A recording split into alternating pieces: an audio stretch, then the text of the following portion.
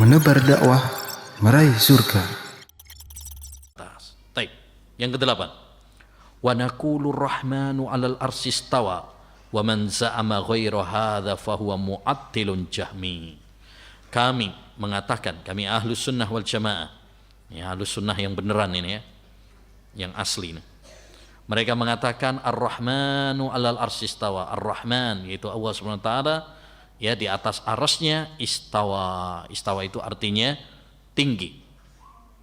Wa man za'ama ghaira hadza, barang siapa yang berprasangka meyakini selain ini tidak meyakini Allah tinggi di atas arasnya, fahuwa mu'attilun jahmi, maka dia adalah mu'attil, yaitu yang meniadakan sifat Allah Subhanahu wa taala. Jahmi, pengikut Jaham bin Safwan. Ya, taib. Ini tentang akidah istiwa Allah Subhanahu wa taala. Ini sebenarnya cabang dari permasalahan tadi, yaitu kita menetapkan sifat-sifat yang Allah tetapkan. Salah satu sifat yang harus kita tetapkan adalah sifatul istiwa. Allah itu tinggi di atas arasnya. Makanya akidah Ahlussunnah wal Jamaah mengatakan Allah itu di atas arasnya. Dalil-dalil tentang masalah ini banyak. Sampai sebagian ulama mengatakan fil Quran alfu dalilin tadullu ala fauqiyatillah. Di dalam Al-Quran itu terdapat 1000 dalil yang menunjukkan Allah itu di atas arsy. Ya, demikian juga hadis-hadis banyak sekali, mutawatir, sampai para ulama membukukannya. Seperti Imam Adz-Dzahabi punya buku Kitabul Ulu lil Aliyyil Ghaffar. Ya, di awal-awal beliau sudah menegaskan hadis-hadis tentang masalah ketinggian Allah di atas arsy itu mutawatir. Ya, beliau bawakan tuh semuanya. Kemudian dilengkapi lagi dengan ucapan para ulama dari masa ke masa. Semuanya mengatakan Allah itu di atas arsy. Ya, salah satu dalil yang sering dipakai oleh para ulama diantaranya adalah Imam Syafi'i dalam kitabnya Al-Um dan Ar-Risalah, hadis tentang budak wanita yang diriwayatkan oleh Imam Muslim, Malik, Imam Syafi'i, Imam Ahmad, dan semua ahlul hadis mensahihkannya kecuali ahlul bid'ah. Mereka menganggapnya hadis yang dusta, padahal diriwayatkan oleh Imam Muslim. Ya, menganggapnya cacat, lemah, dan lain sebagainya. Yaitu hadis Nabi SAW pernah mengatakan kepada budak wanita, Aina Allah, di mana Allah? Qalat fis sama. Wanita itu menjawab, Allah di atas langit. Lalu kata Nabi, a'tikha fa innaha mu'minah. Merdekakan wanita ini karena dia wanita yang beriman. Hadis ini kata Imam Adz-Dzahabi memberikan kepada kita 2 faedah. Faedah yang pertama, bolehnya pertanyaan di mana Allah, disyariatkan.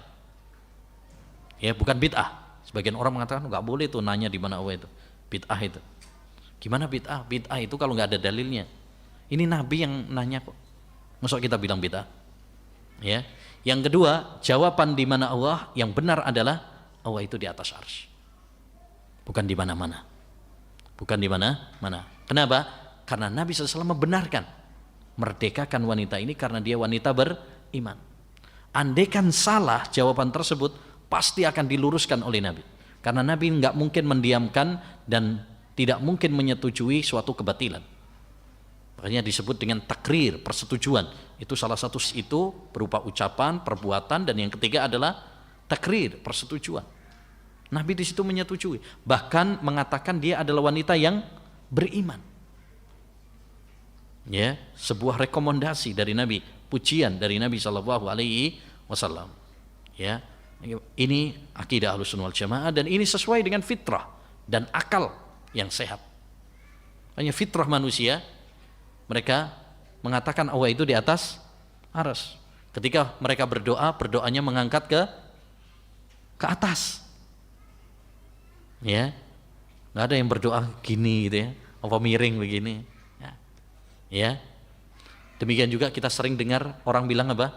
Kita serahkan kepada yang di atas. Itu fitrah manusia. Kita serahkan kepada yang di atas.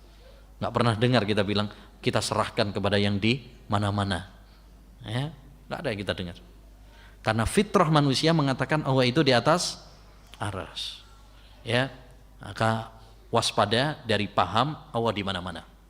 Ini paham Mu'tazilah, Jahmiyah, ahli filsafat, ya, yang kemudian diikuti oleh orang-orang Asy'ariyah belakangan. Ya, ini paham Jahmiyah Mu'tazilah yang kalau kita mau cermati ini adalah celaan kepada Allah SWT. Yakni mengatakan Allah ada di mana-mana itu sebenarnya adalah celaan kepada Allah SWT.